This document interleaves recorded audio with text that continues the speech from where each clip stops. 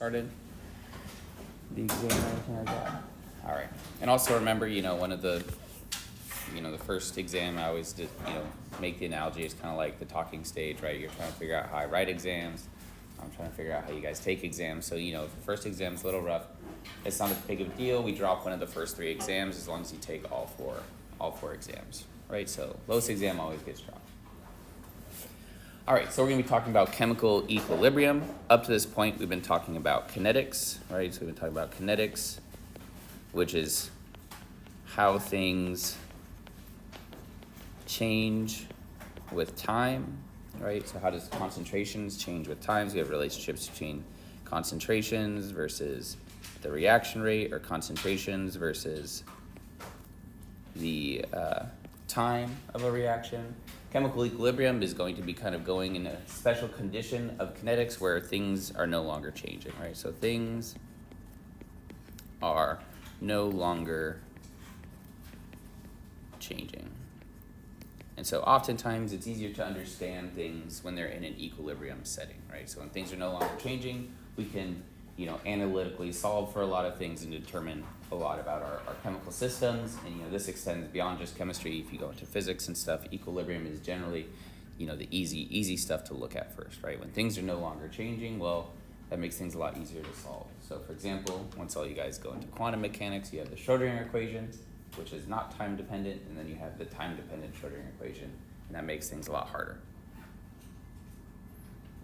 Okay. And so in chemical equilibrium, we deal with what are called reversible reactions, right? So up to this point, a lot of times we talk about an initial concentration and then where things move from there. Generally, a reaction does move forward if you only start with reactants, and that's a little bit like what we talked about in lab, the law of mass action. But reactions can also have the reverse direction. So we can have C and D going back to our reactants, right? So this is going to be the reverse reaction for our forward reaction. And so there's going to be, a rate associated with these reactions going in either direction, and the way we signify that, and you guys I'm sure have seen this before, is sometimes they use the harpoons or the arrows that go in both directions, like this. So this is called a reversible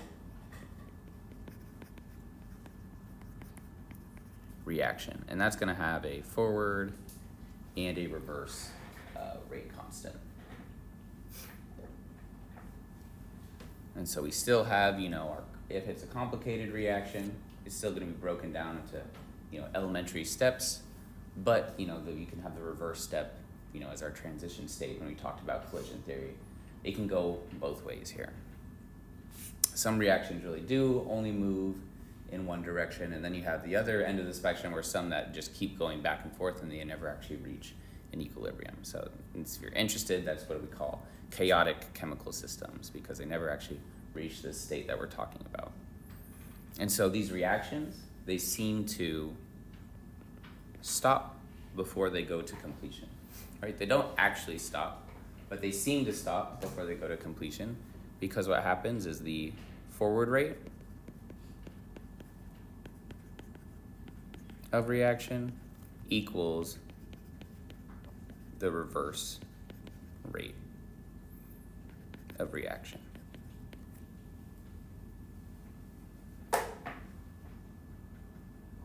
And so this is a specific condition that you may see or read about, called steady state, right, where these rates are equal.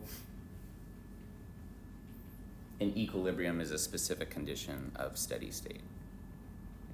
So I'll abbreviate equilibrium a lot, as EQB, just because I don't feel like writing it all out. Equilibrium is a specific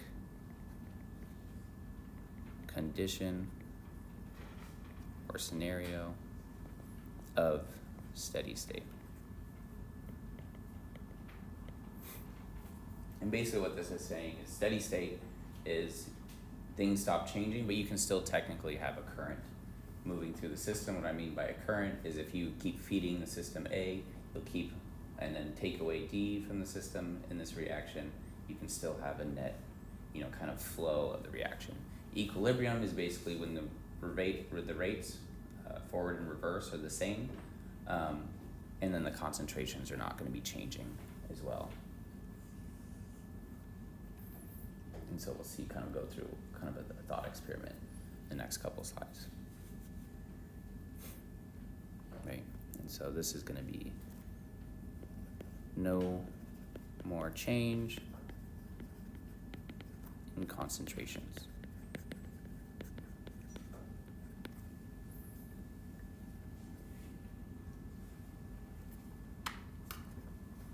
All right, any questions on equilibrium so far? We're kind of just going through definitions. Diego? I was gonna say, the equilibrium, does it have to be the same concentration? Does it have to be the same amount of concentration? Yeah, so that's when we'll discuss that, but it doesn't actually have to be the same concentration, right? So we're gonna define an equilibrium constant, which, if this is our condition, we can see how it might be the rate constants, the ratio of the rate constants that we talked about in kinetics.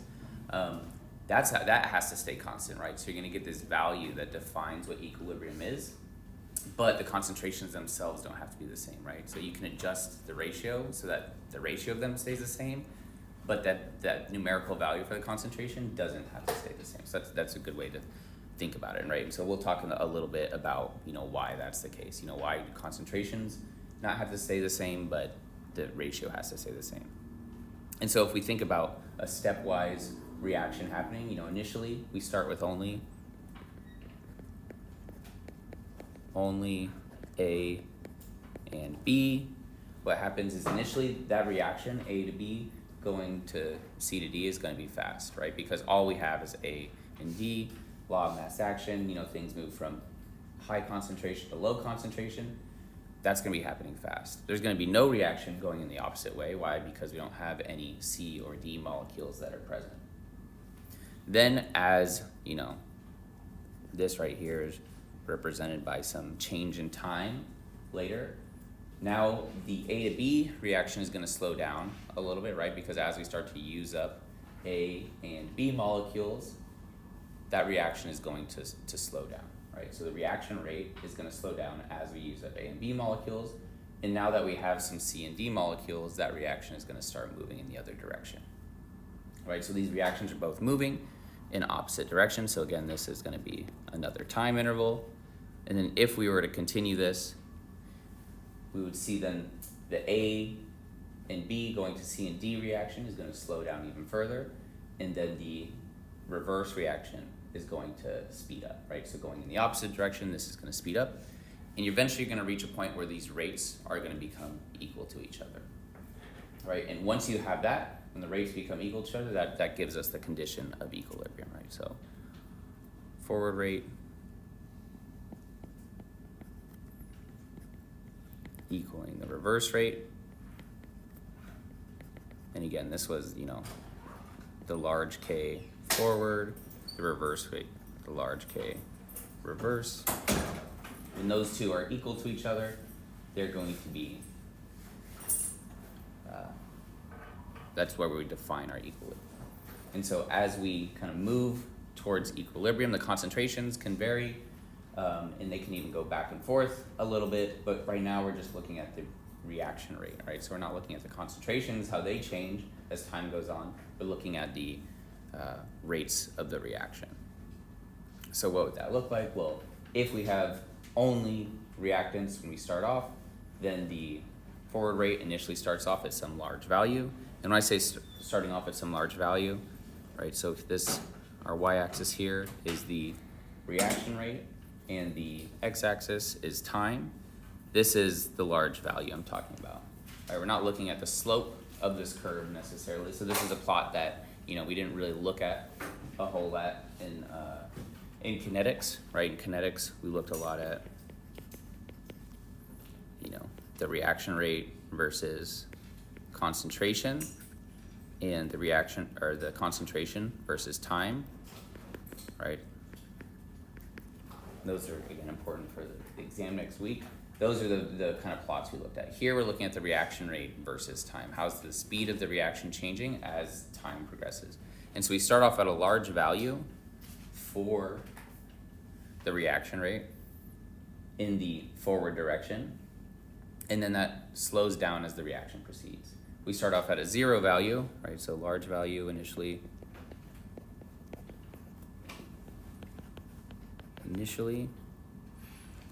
as only reactants are present.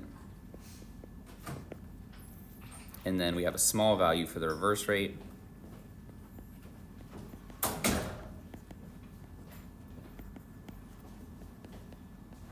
Reverse rate as no products are present. And so this is just a graphical representation of the different steps we were talking about before, right? We were saying there's some time interval, one goes up, one goes down. Here we're actually seeing them move in opposite directions. We start off with a 0 reaction rate for the reverse reaction initially because we don't have any products. As we make more products, the reverse reaction rate increases. And then you reach a point where things are no longer changing, and then the rates are going to be equal to each other. And this would also look similar if we looked at the concentration versus time, but that would depend on the initial concentrations, what value the concentrations reach. And that's what everyone's, bane in second semester general chemistry will end up being, right? How do we calculate equilibrium concentrations given some initial concentrations? And that's what you guys may have heard of before. People talk about ice tables. We won't get to ice tables today, but we'll talk a little bit about that. All right, so again, chemical equilibrium is when the rates, the forward and the reverse reactions, are equal to each other. And so this next slide is what Diego was asking about. Mixture of reactions and products is present at chemical equilibrium, right? So we're going to have some ratio of the concentration of products over reactants.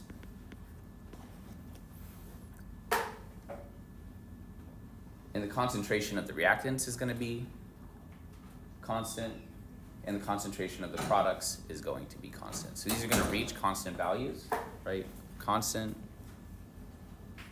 because again, this is what it means to be at equilibrium. But we're still going to have the reaction moving in both directions, right? We still have the reaction happening. The reaction is still happening in both directions. So the concentration of the reactants is going to be constant. The concentration of the products is going to be constant, but the reaction is still happening in both directions, right? We can rationalize that, there's always molecules moving around, banging into each other. Nothing is ever perfectly still in the universe, right? There's no absolute zero that exists. So things are still going to be moving around and going in both directions. And so what we say is that a chemical equilibrium is what's called a dynamic equilibrium. Right, and it kind of, sounds a little counterintuitive. Dynamic is usually how things change and stuff with time. And we're talking about, well, this is where things are not changing with time anymore. It's not changing with respect to time, and that concentrations and reaction rates are no longer changing, but it's still dynamic because reactions are still happening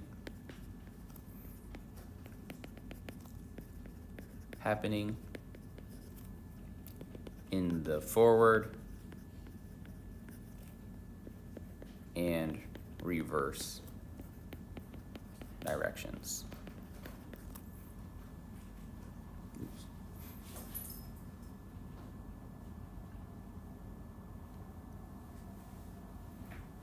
And so equilibrium, the same way we can adjust reaction kinetics by changing reaction conditions, we can do the same thing with equilibrium. So we can control this equilibrium by changing reaction conditions. Does anyone have any idea what things might change your equilibrium conditions?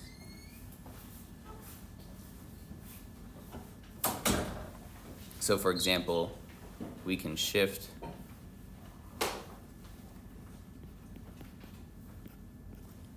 to favor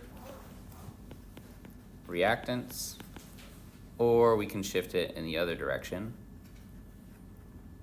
Shift to favor products. All right, we can adjust the reaction conditions to shift it in either direction. So do you have any idea how or what things might control that?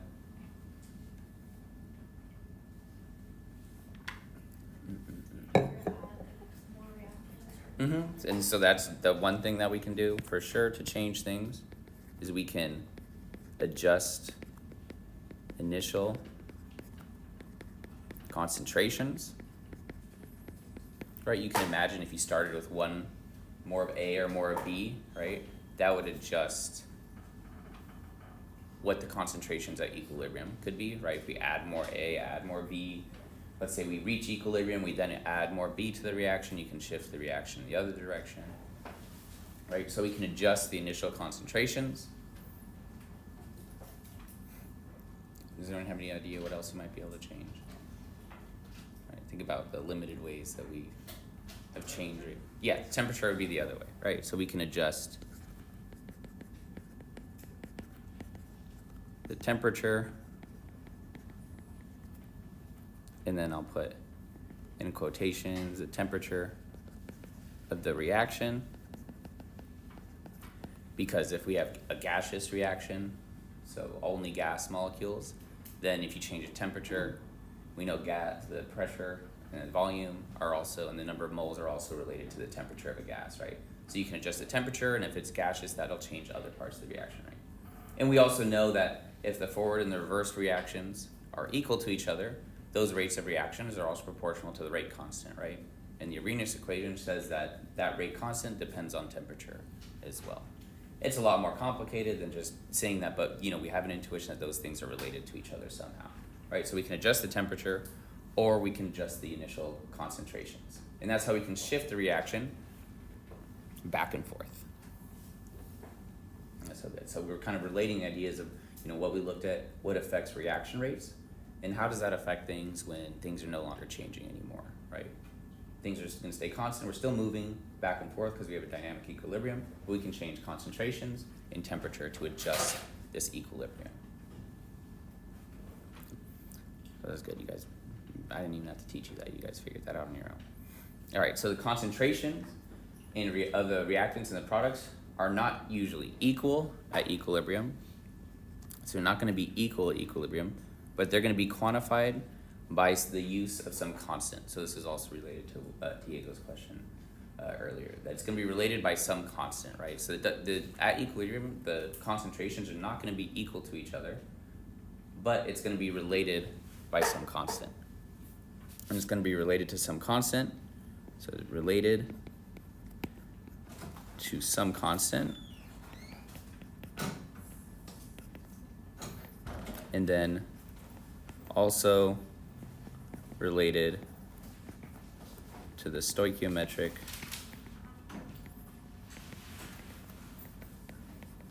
coefficients in the balanced chemical equation.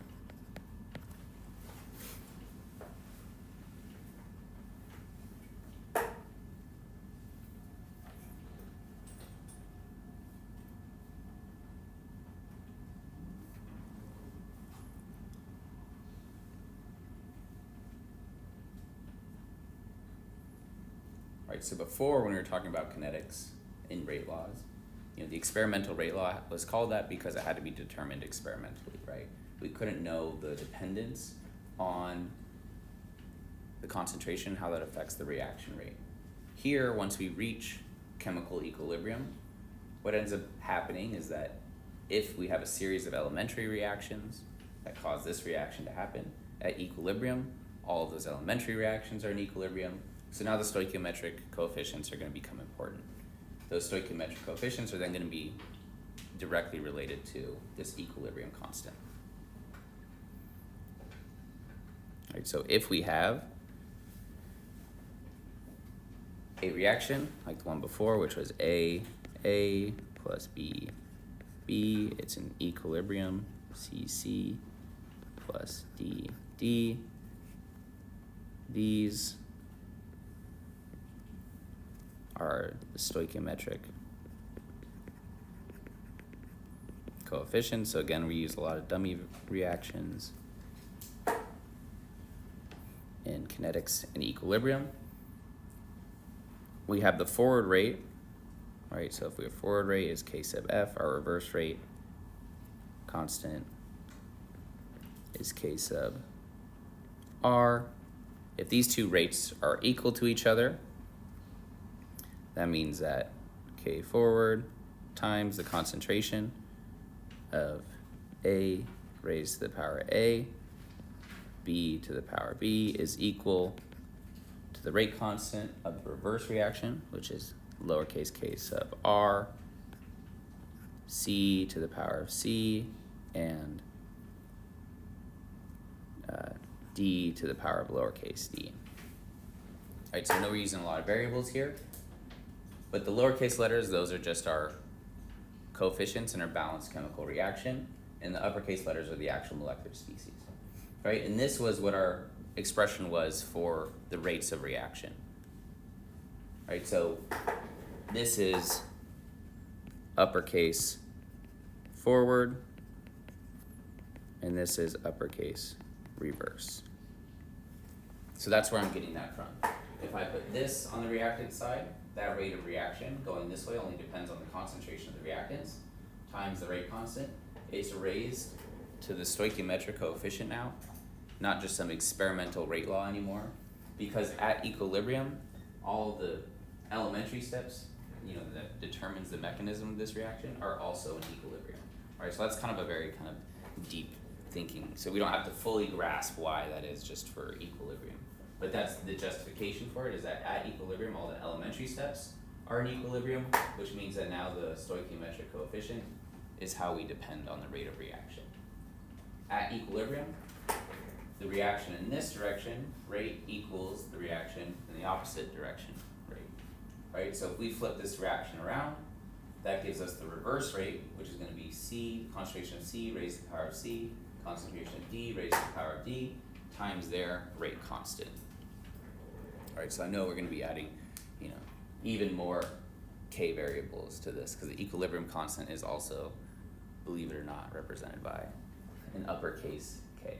So if these two are equal to each other, we can say, well, by rearranging this, we get K forward over K reverse. These are the rate constants, is equal to the concentration of C to the power C, D to the power lowercase d, over A to lowercase a, and B to lowercase b. And we define this ratio as K sub C, usually, which is our equilibrium constant. All right, so that's how we get this, or we define this ratio here. And we'll learn that this is related to thermodynamics and everything, right? Because if these are our rate constants, and these, remember, this is where our temperature dependence came in. What other factor came into our temperature dependence?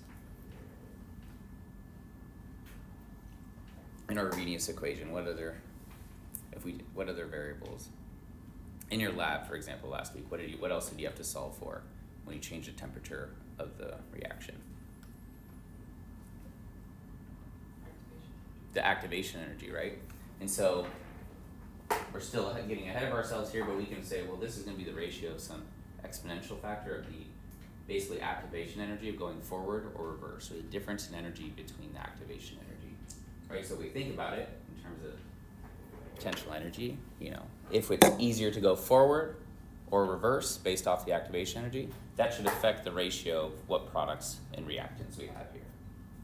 Right, so now this is just, you know, a ratio of concentrations, and that gives us a number. And that number is going to tell us about the relative concentrations of the products and the reactants at equilibrium. And so if this, we'll talk about what specific values we get for Kc and how that affects the different ratios as well. So this is called the law of mass action. And so if we have to keep this value constant, because this is defined for the equilibrium at a specific temperature, and we change whatever concentrations of C and D are, then to keep this value constant, A and B have to change as well. So just by looking at this expression, we can see a little bit of how, you know, these concentrations don't have to be equal to each other, and they don't have to be the same at every equilibrium, but the ratio of them has to equal some constant value.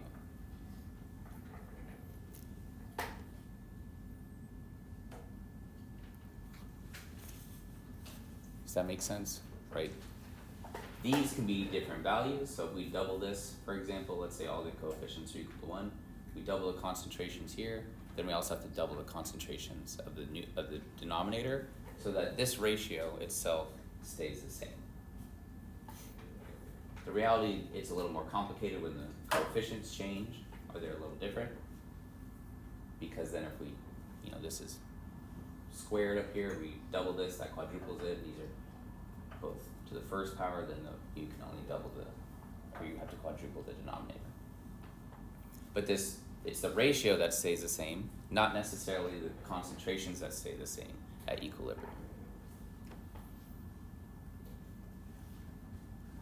Right. And again, this is called the law of mass action. That's what we were talking about on Thursday in lab as well. Right.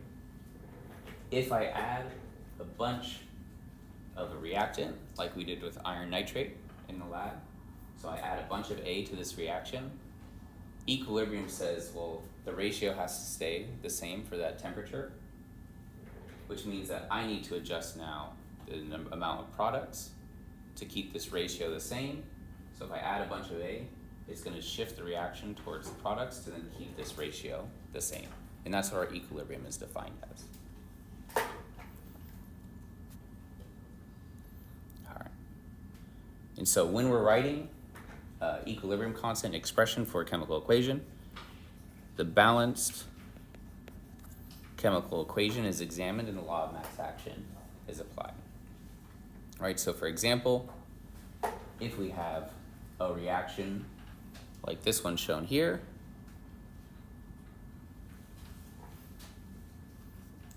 then the equilibrium constant, K sub C is usually what it's defined as, sometimes you'll just see K, is going to be the ratio of the concentration of the products over, or raised to their coefficient. So I'll just put M here, to the reactants. And so for this reaction, we have the concentration of nitrogen dioxide raised to the 4th power, oxygen gas raised to the power of 1, because that's a coefficient of 1, and then dinitrogen pentoxide, which is on the reactant side, raised to the power of 2. So that's now how the equilibrium constant will look for a specific chemical reaction, right? So previously, we had, for this law of mass action, I'll let you guys continue writing, we had, you know, A's and B's, which are dummy variables, whatever the coefficients are. Here, all we're doing is whatever the balanced chemical equation is, those numbers, those coefficients go as our exponents, and it's just the ratio of the concentration of the products at equilibrium. And so that's another important thing to distinct here, is that these concentrations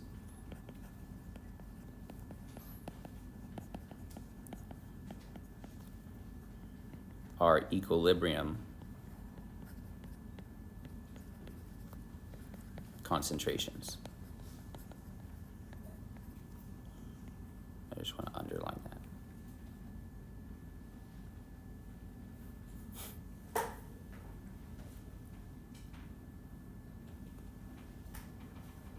And so this is a little different than what we looked at when we looked at kinetics.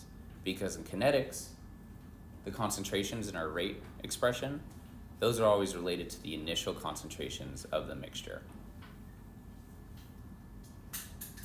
Right, so I'm going to draw a little plot in the next slide once I see people not writing.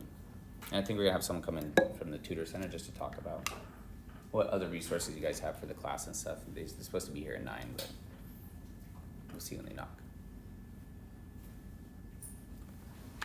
Okay. All right, so if we have a plot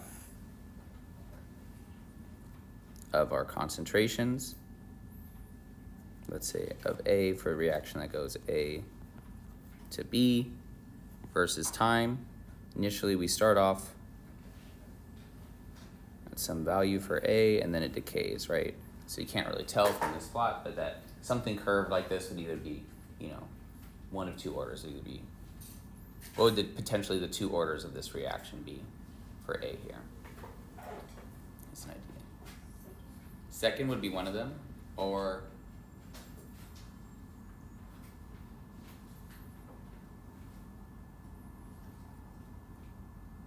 the only other two would be either 0 or first, right? So which other one do you guys think it would be? Or potentially be. You can't tell until you plot it a certain way, but concentration versus time.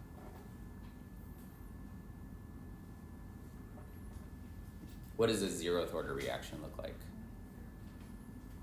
Linear, right? It should be a straight line for the integrated rate law, right? Which means that this can't be 0th order because that would have to be a straight line just plotting the concentration versus time. So this would be either second order or first order. The only reason that we can look at this and say it has to be one of the other two is because it's a curve, right? It's a curve line, which means that it's not linear, so I know it's not 0th order, and we're only responsible for first or second order otherwise. Right, so in kinetics, we looked at initial concentrations. Where do you think on this plot we're looking at equilibrium? What part of the plot do you guys think? The flat line, right? Right, so this part right here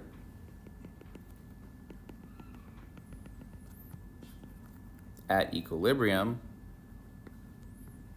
we are looking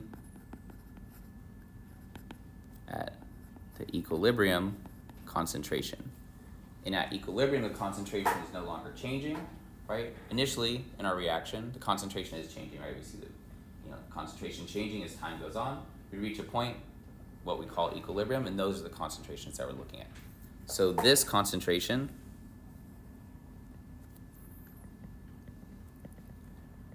the concentration. Hello. Hi, how are you? Emily. Yeah, of course, yeah. Hi. Come on in, get on up. Just let me pause. At the beginning of the class, I said I'm not going to write out equilibrium a lot. Where did I write it? Okay. Yeah, so I just abbreviate equilibrium as EQB. No, not to put you on the spot. But yeah, so EQB I just write to abbreviate equilibrium, right? And so this concentration is the concentration that goes in the equilibrium constant, right? So this is the value plugged into the equilibrium constant. Those are the values that we put into the rate of reaction expression. And so this is where we're looking at differences now between kinetics and equilibrium.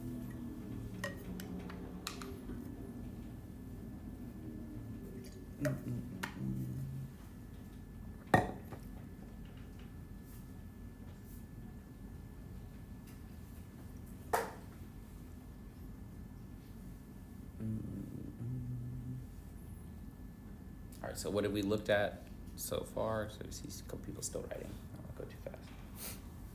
Are people writing any other questions about this or how this is different from what we talked about before?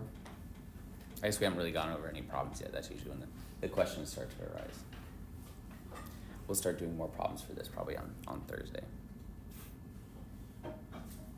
Okay. So the coefficients in the chemical equation, those become what in our expression for our equilibrium constant? The exponents, right? Those become our exponents. The equilibrium constant is expressed in terms of the concentration of what? What two things in our chemical equation? Products and reactants. And one thing we haven't talked about yet was it's such a big deal during kinetics to make sure that the units of our rate constant matched what our units of the reaction rate should be. However, in equilibrium, it's common practice to write K with no units, right? So another thing to kind of confuse us all, it's also the letter K, and instead of caring about the units, we don't really care about the units. And the reason for this is because these concentrations raised to different powers, these are related, at a really fundamental level to what we call activities of the reaction. So is anyone planning on going into chemical engineering? Petroleum engineering? Maybe you'd be more likely to say chemical than petroleum, but depends on the crowd, right? So it's common practice, right? There's no units because they're related to basically activity or how likely these things are to react. They're related to concentrations and solutions, and pressures and gases and stuff like that, but fundamentally they're related to something called activities, which we're not going to talk about. This is something for thermodynamics and engineering, right? Because you can imagine if you have a ratio of all of these different concentrations that you're just going to get various powers of molarity, squared, halved, all of these things. All right, so that's what we've discussed so far with the equilibrium constant, right? Balanced chemical equation, the exponents are the coefficients, and then the equilibrium constant represents the ratio of the products and the reactants at equilibrium. And that's where concentrations are no longer changing. All right, so why don't you guys take a second and then write the equilibrium constant expression, right? Or another way, the law of mass action is another way that you'll see this phrased a lot, right? The equilibrium constant expression or the law of mass action. So sometimes problems, they'll say things, like using the law of mass action, do this, and it sounds confusing, but all you're doing is you're writing an expression for the equilibrium constant.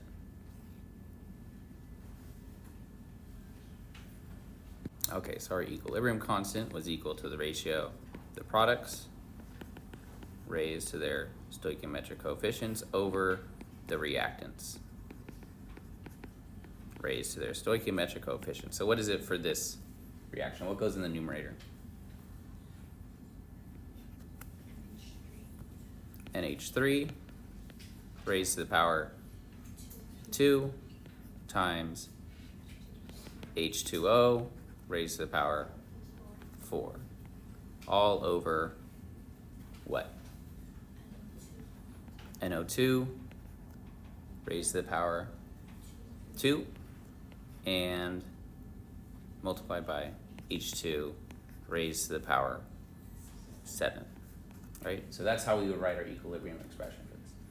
So we want to be comfortable with that because once we get into solving problems for what these equilibrium concentrations are supposed to be, we need to make sure that we're using the correct exponents and understanding that these are not the initial concentrations of our reaction mixture, but what concentrations are these?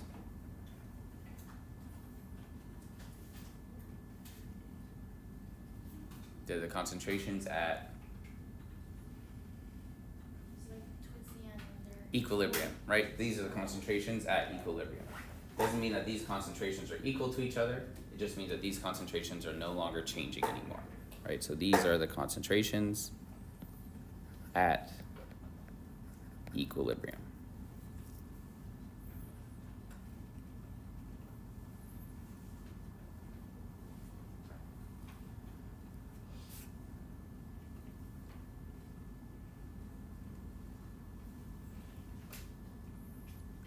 And so can we learn anything by looking at the value of the equilibrium constant?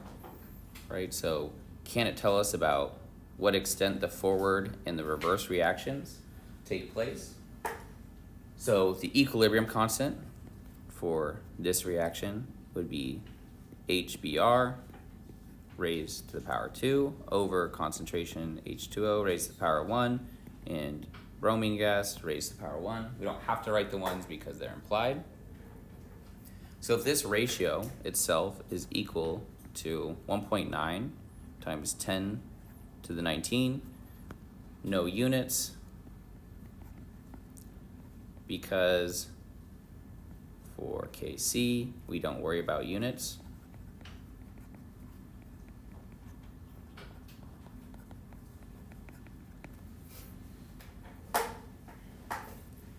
So what do you guys think? If that value is large, what do you think you can interpret from that?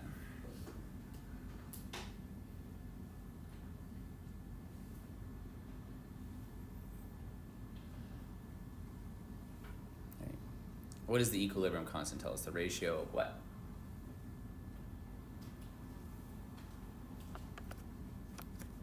Ratio between the product and reactant. Products and the reactants, right? The ratio of the products and reactants. So if that value is very, very large, 10 to 19 is very large, what do you think that tells you in terms of that ratio?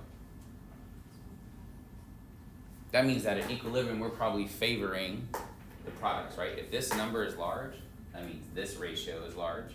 And the only way that that ratio is large is if this is large compared to that, right? We take a large number divided by a small number, right? And we're really just comparing these numbers, right? That doesn't mean that the absolute concentration is large. It just means that this ratio is large. So the products is large compared to the reactants, which means at equilibrium, we're favoring having more products, right? So we're favoring having more products in that scenario. So when we have a large number for the equilibrium constant, it means that the products are favored at equilibrium.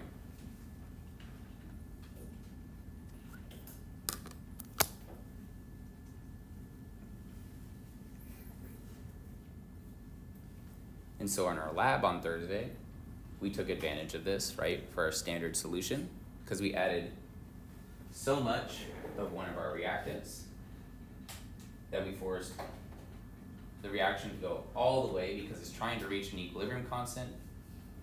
But if you're effectively forcing the reaction so that you have no more reactant left of one of the species, you get a number divided by 0, right, blows up to infinity. Right, so this would have to be a very, very large number. So you're going to force all the reaction to move towards the products. And that's how we, took advantage of this fact to know our concentration of our standard solution.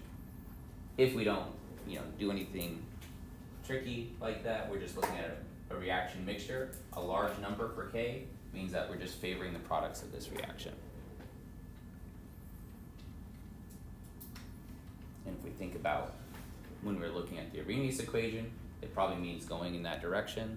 The activation energy is low, and probably lower in energy in the reactants, right? That's probably very favorable for that reaction to happen.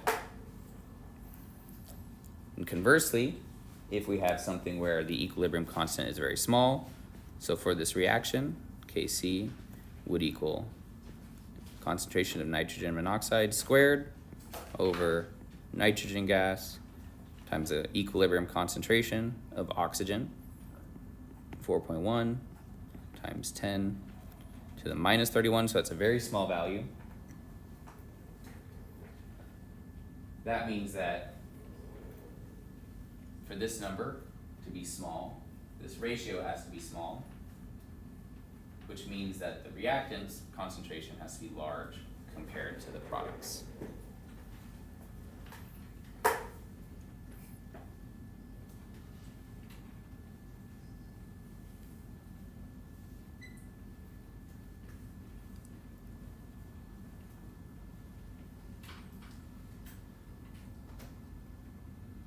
And so if the reactant concentration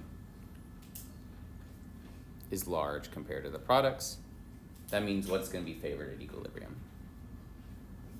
The reactants, right? And really when I'm saying that, I'm kind of saying the same thing twice. reactant concentration equilibrium is large compared to the products, that means that the reactants are favored at equilibrium. That means it's probably hard for the forward reaction to happen, so things prefer to stay on the reactant side of the reaction.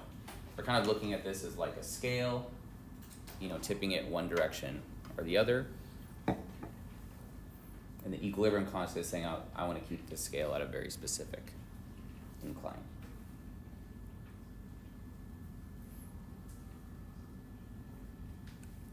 And then lastly, if we have an equilibrium constant that's close to 1, so if we had A plus B goes to 3C, Kc would be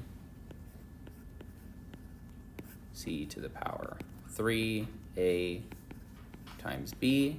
If that was approximately equal to 1, that tells you what? Yeah, like neither products or reactants are going to be favored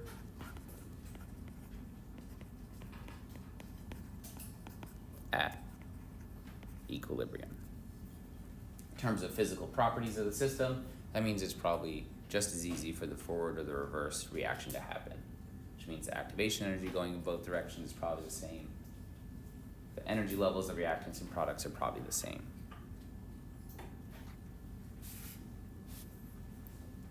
Okay.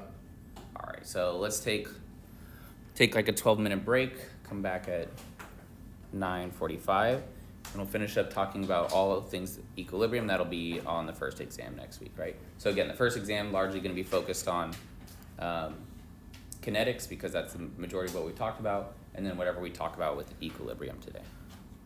Let's go ahead and get started again. So why don't you guys think about this? So the equilibrium constant for a reaction is shown below is 10, right? So Kc shown below, Kc is equal to 10. And the reaction mixture initially contains 1.1 molar of A and 0.0 molar, so no B at all. It says which statement is true at equilibrium? So we'll talk about it.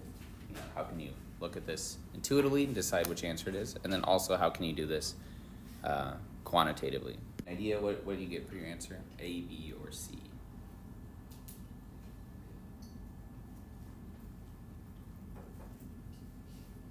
All right, so the equilibrium constant is equal to 10. What is the equilibrium constant also equal to? B over A, the concentrations at equilibrium. So what's one way that you could solve this problem? Just by looking at this.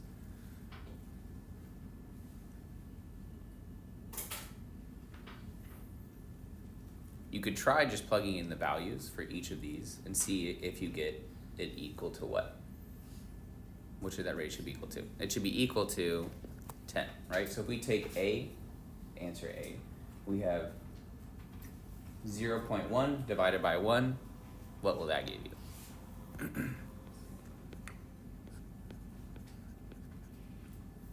That'll give you something like 1 over 10. So that can't be true for this based off of this reaction mixture and the equilibrium constant that's given to us.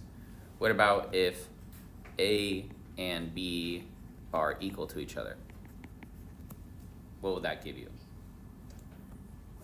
Yep, then B over A is going to be equal to 1.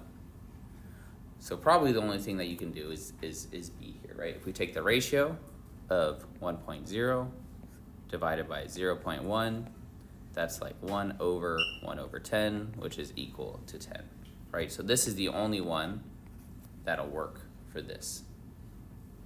Another way that we can do this quantitatively, so I'll let you guys finish writing. Does anyone have any idea how you might be able to do that?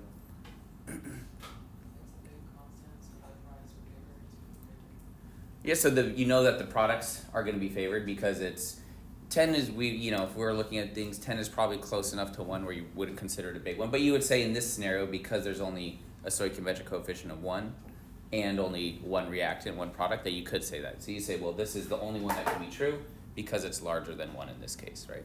I won't say in general 10 is large enough for that, because if we have multiple reactants and products, then it'd probably be a little bit more complicated than that. But because this is such a simple reaction, you can say that for this one. So that's another way that you can do this. Does anyone have any idea how you might approach this quantitatively? Solving, you could actually solve for these values.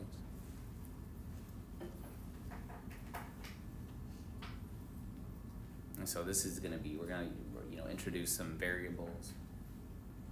Let's have a quadratic equation. So another way, and I'll do this on the page, and we're not going to be required to do this, is that if we start with, what was it, 1 molar, 1.1 molar of A, and at equilibrium, we don't know the concentration of A.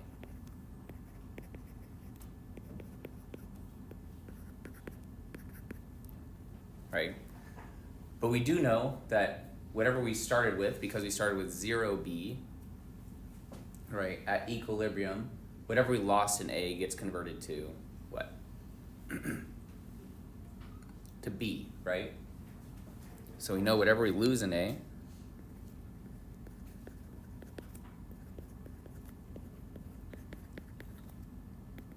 in the concentration of A, that goes to B.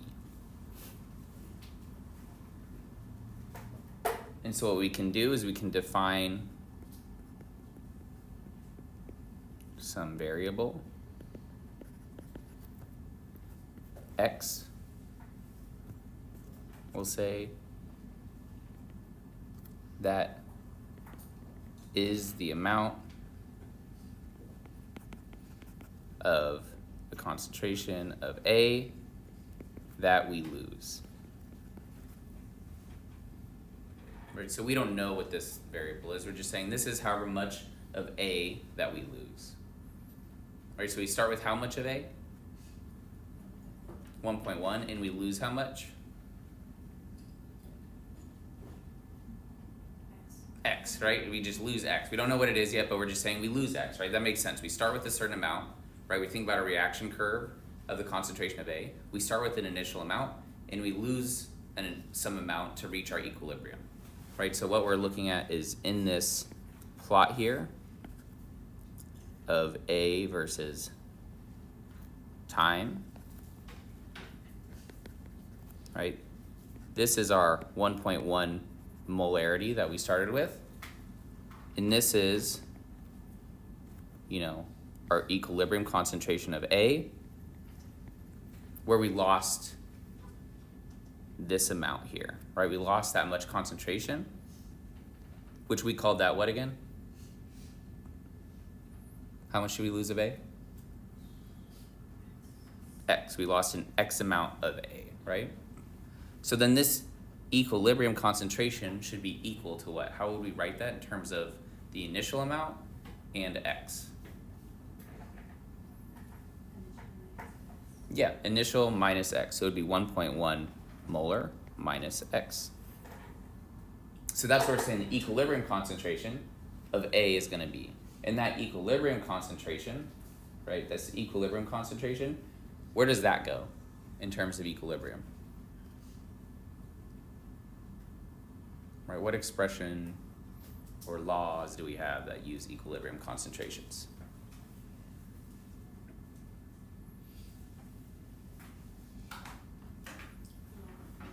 The law of mass action, and that's represented by, what letter do we use? K, right? This goes into K sub C, right? So K sub C is equal to the ratio of the products over the reactants. And now we have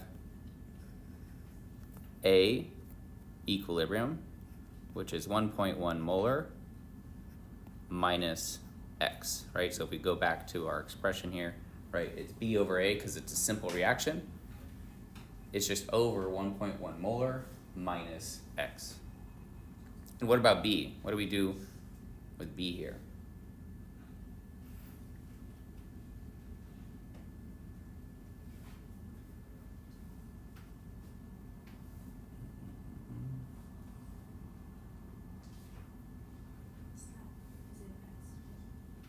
B would just be X, right? Because B, whatever we lost in A gets turned to what?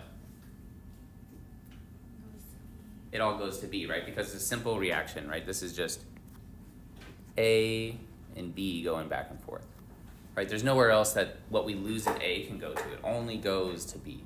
And this is true even for a more complicated reaction, right? If we had B plus C, every time we lost one A molecule, we would get one B and one C in that case. This is even simpler, so everything that gets converted goes to B. So what would the concentration of B at equilibrium be?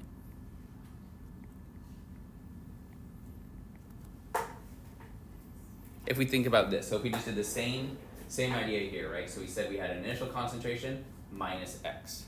So B, what was our initial concentration? 0.0 molar. And what do we do with X? Plus X, right? We're adding whatever we lost in A to the concentration of B. So this is just equal to X. So X just goes in the numerator here.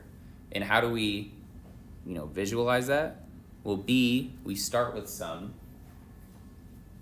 initial value, which was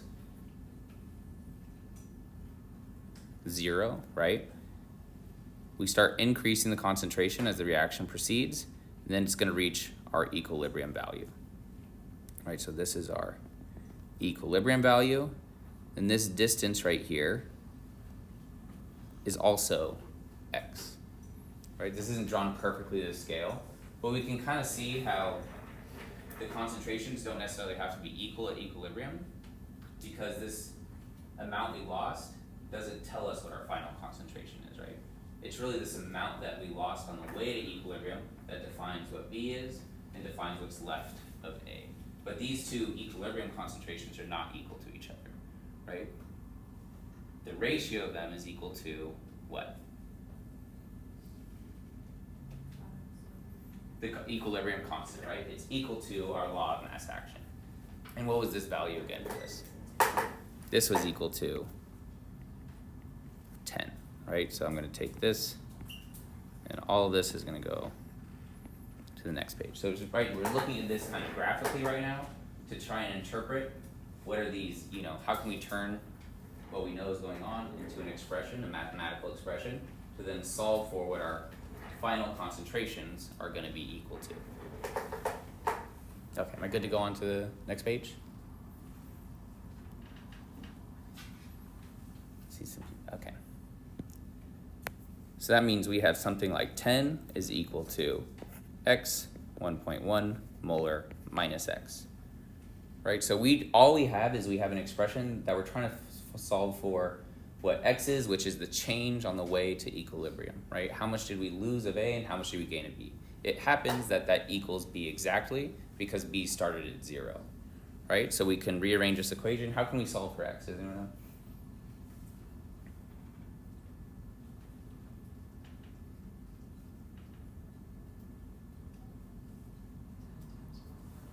Yep, we're going to multiply both sides by 1.1 molar minus X 1.1 molar minus X. This cancels out on this side of the equation. It gives us 1.1 molar minus X times 10 is equal to X.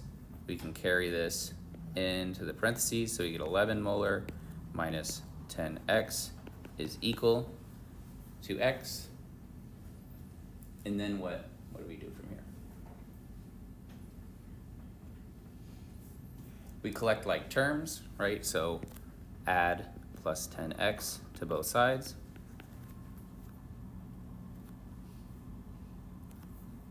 So that gives us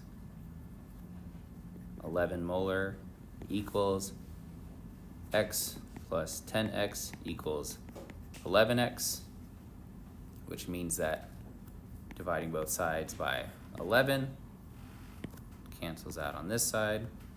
11 divided by 11 is 1, right? So that'll give us x equals 1 molar. So we solve for this variable x, and we know that that equals what in terms of our equilibrium concentrations? All right, we have B at equilibrium equals 0.0 molar plus x. So that should equal what? 1 molar. And then A at equilibrium is equal to 1.1 molar minus x. So that should equal, 1.1 molar minus 1 molar is equal to 0.1 molar.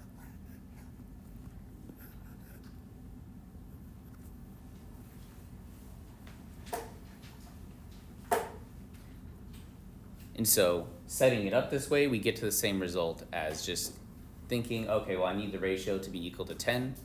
So those are the only two values that work out of all the ones that were given to me. But we can solve for it quantitatively by thinking about how things are changing on their way to equilibrium, right? And so we're not going to go in, this isn't going to be on the exam next week, so I'm not going to give you anything like this on the exam next week. This is just introducing the idea of what we're going to do when we get to more complicated reactions in what are called, ICE tables. ICE stands for initial, change, and equilibrium, right? But this is the idea that's going into that. What's changing on the way to equilibrium? What do we know about equilibrium? Well, we know that the ratio of the products and the reactants has to be equal to this ratio, and that value is equal to 10, the equilibrium constant.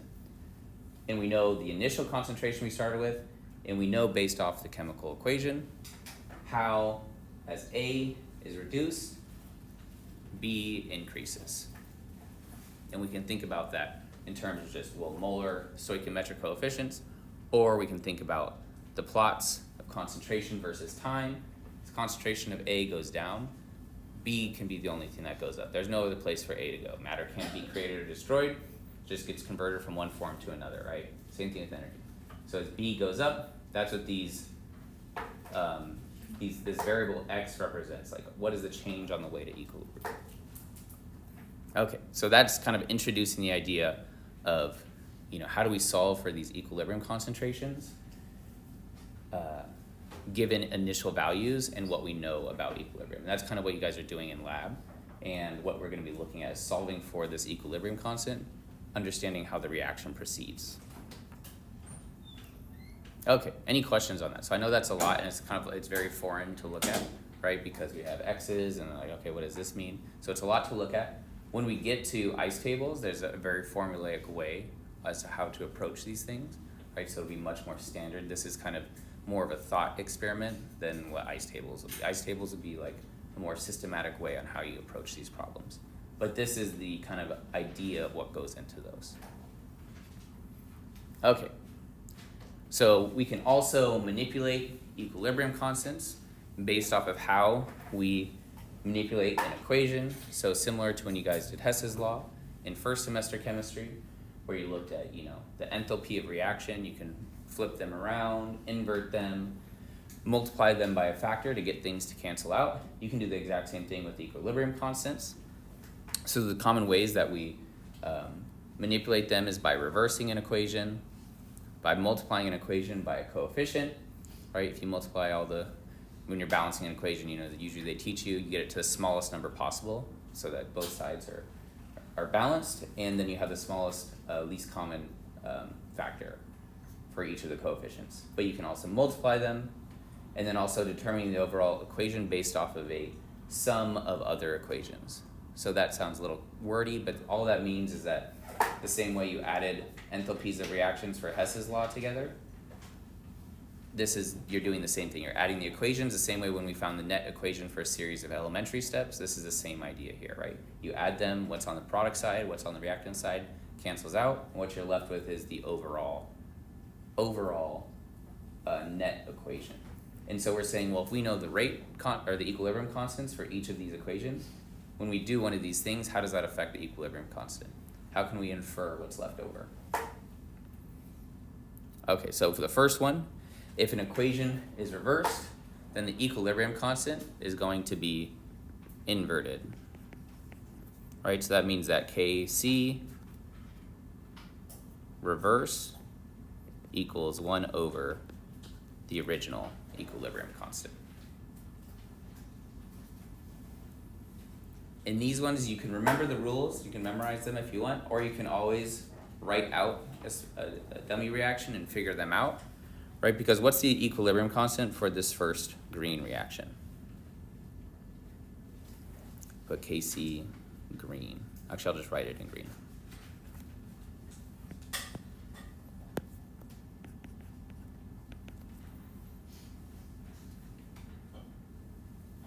What's it equal to? Yep, concentration of C to the power of 3, concentration of A, and then B squared, right? And so what about this second reaction, which is really just the first reaction reversed, right? What is, I'll just put sub 2 there. What is that equilibrium constant equal to?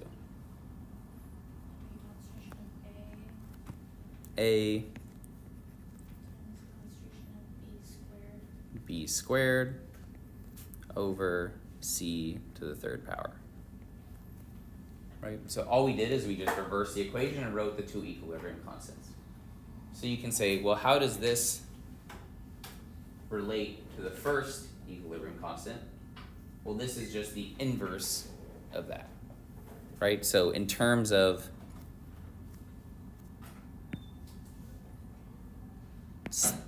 the first forward reaction,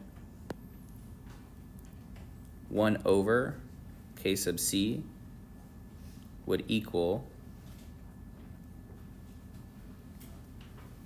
concentration of C to the cube root, not to cube root, power of 3, A over B squared. Right, so 1 over this original equilibrium constant gives us this, which is just equal to what our reversed reaction equilibrium constant is. Right, so that's where we get this relationship from, that K reversed is equal to 1 over the original reaction.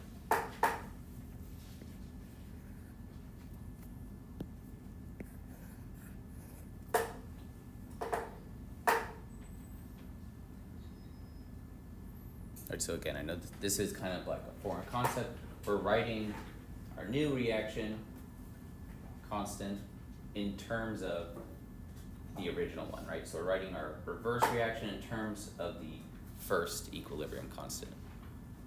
And it's kind of, what a lot of it is really just pattern recognition, right? That recognizing that, if I just take 1 over this one, I get this, which is equal to the reaction, or the equilibrium constant that I'm looking at, which is my reverse equilibrium constant. So if you have a reverse reaction, all you do is you just invert the equilibrium constant. And we'll go through some examples on how you actually do that. What about if we're multiplying the coefficients? Right, does anyone have any idea how that might affect the equilibrium constant? If we multiply all the coefficients by a certain value, how will that affect the equilibrium constant? Right, so here our first equilibrium constant is the same one, C to the power of 3, A, and then B squared. How do you think that an equilibrium constant is going to be affected when we multiply all the coefficients by a specific value? So Kc2 is equal to C to the power of 6, A to the power of 2, and then B to the power of 4. All right, how can we write that in terms of our original equilibrium constant? Raise everything to the power of 2. Yep, you're going to raise everything to the power of 2. And how do you know that? Well, I can write this expression as C to the power of 3, A to the power of 1, B squared. And we have a ratio of everything raised to the same power. We can just pull it out like that. How is this related to our initial equilibrium constant? Well, what's left over inside the parentheses here is just the same thing as our original equilibrium constant. So this is just equal to K sub C, right? So this is really all K sub C squared. So whenever you multiply everything by a coefficient, it's the same thing as just raising that equilibrium constant to that power. So it needs to be exponentiated by that factor. So if you have an equation multiplied by n,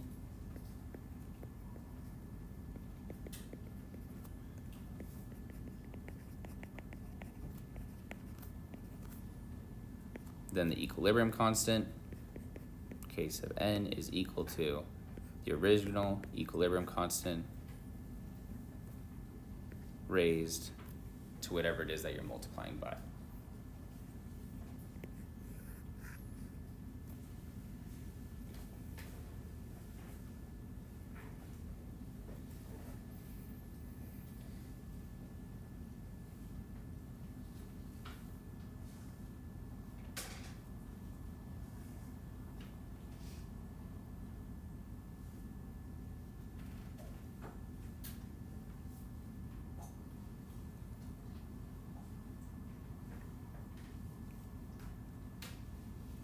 And the last thing we're going to look at is adding all of them together.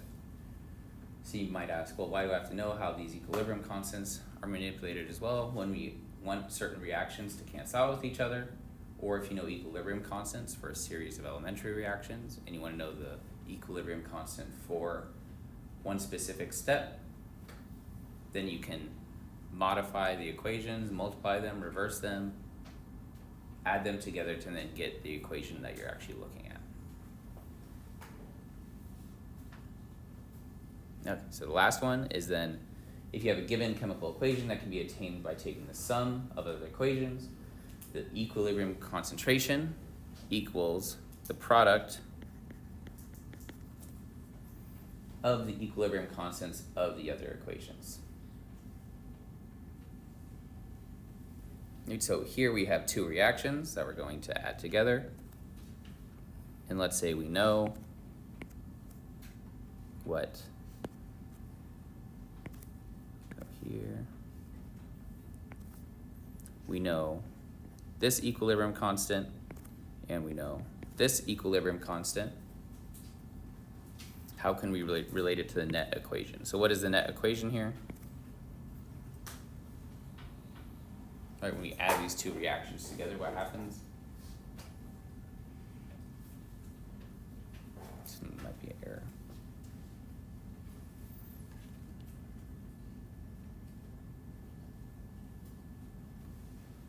This should be plus, not D on this side, but some other variable, E.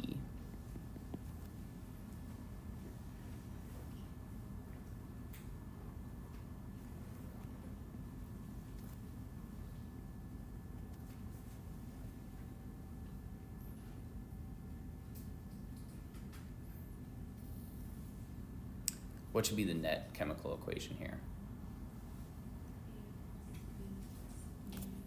Yep, it'll be A plus B plus E goes to D. And you want to find this equilibrium constant.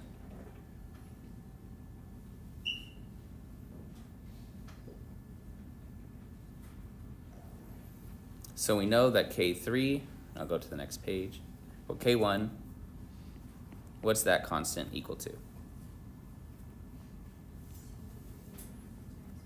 Yep, concentration of C over A times B, and then K2 is equal to concentration of D over C times E. And then the equilibrium constant for the third one, K3, should be equal to what? Yep, D over all of the other reactants, right? A, B, and E.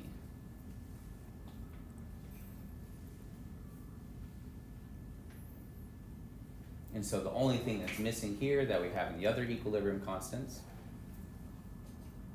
is C, right? And so what we can do, give you guys a second to finish writing and I'll go into the next page.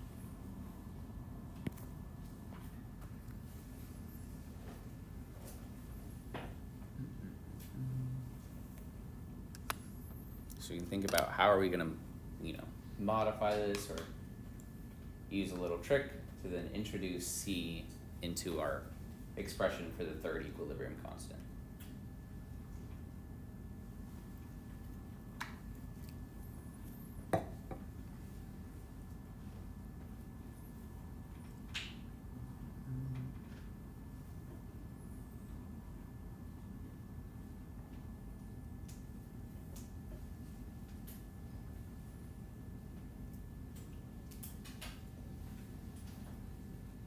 Right, so the way that we can do that is we can introduce the number 1 in a way. So if we have K3 is equal to, what was it, D over A, B, E. If we multiply everything by C over the concentration of C, right? That's just like multiplying by 1. And then we can put that inside and rearrange. We can just arrange these inside our expression.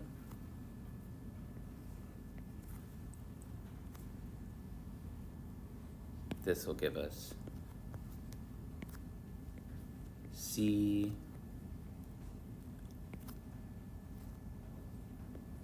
over A and B times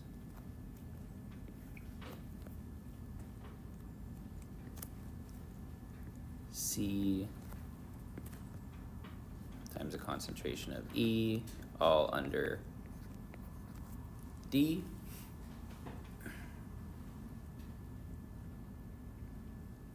And if we compare that to our 2 original equilibrium constants, does anyone see how we can relate those 2 equilibrium constants to our expression for K3? Yep, C over A times B. That's equal to K1. And then D over C times E. That's equal to K2. So K3, which is the sum of reaction 1 and reaction 2, is equal to K1 times K2.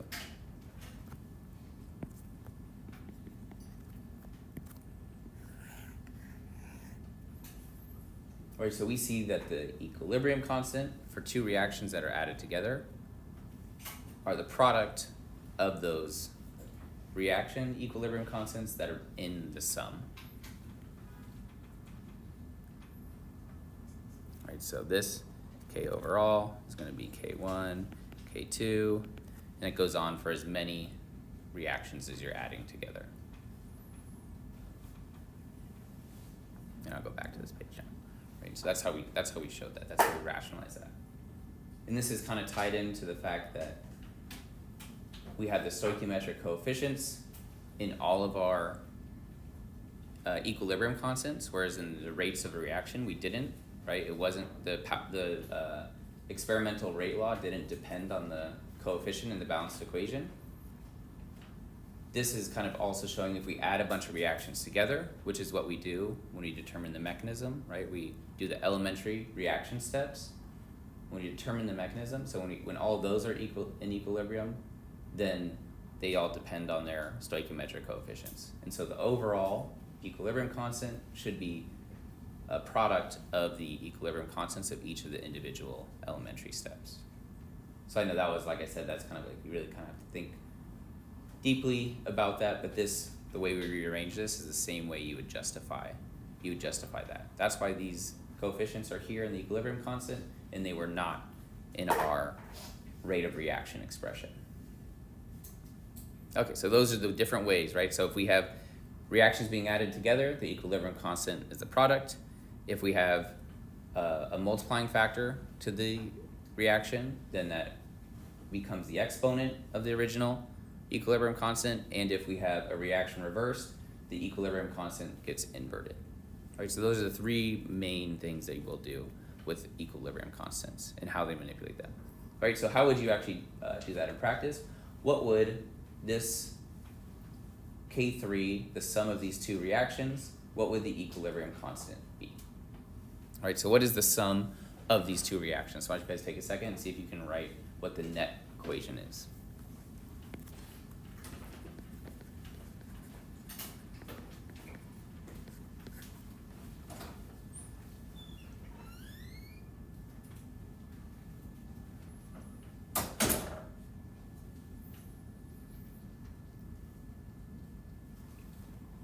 What did you guys get for the net equation?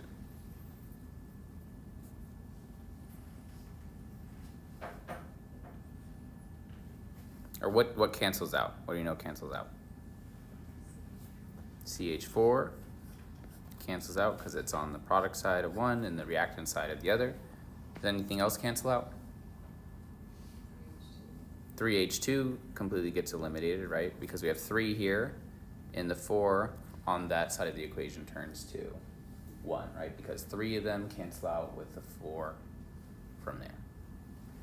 So that turns to 1. So then our overall equation should be carbon monoxide plus 2H2S goes to H2O plus H2 plus CS2. We see that reaction is balanced, right? So that's not necessary for solving for K3, but it's also good practice to do that because sometimes you need to rearrange them to target the one that you're looking for, right? So we still need to know how to add these equations together. The reactions are added together. So how does that affect the equilibrium constant? What should K3 be equal to? How do we say when you added them together, it affected the equilibrium constant?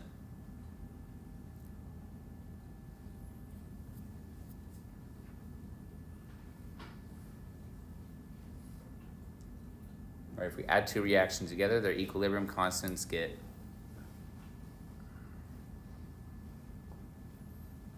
multiplied to each other, right? So they get multiplied by each other. So this should equal K1 times K2. So this example isn't terribly complicated because we're just adding them together, which means that we just multiply the equilibrium constants. So that's 3.92 times 3.3 times 10 to the 4. If you get that, plug it in real quick. That gives us 3.92 times 3.3.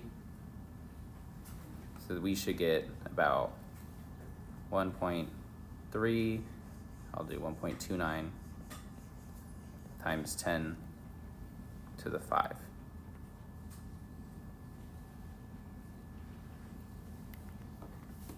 All right, so that would be our equilibrium constant for the sum of these two reactions.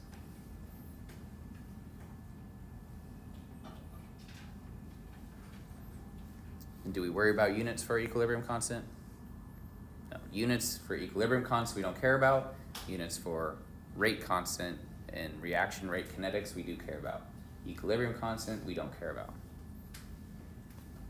All right, any questions on that one? So that one's relatively straightforward because we just use what we derived on the page before. Right. The next example, and we'll kind of end with this, and we'll have time to go through it. But we'll end with this for you guys to think about for next time. So I know the examples aren't numbered very well, but here we have the known equilibrium constants for these two reactions. Right? We know the equilibrium constant for these two reactions. We want to find it for the first reaction. However, these two reactions, when we add them together, does not give us the first reaction exactly, right? So we have to manipulate these two reactions to then equal that one, right? So what I want you guys to think about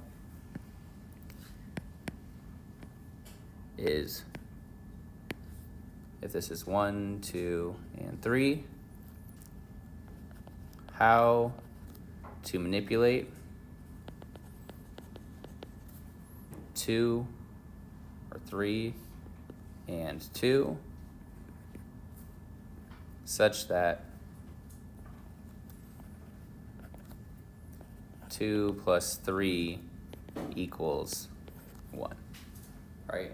How are you going to change these reactions to give you the first chemical equation?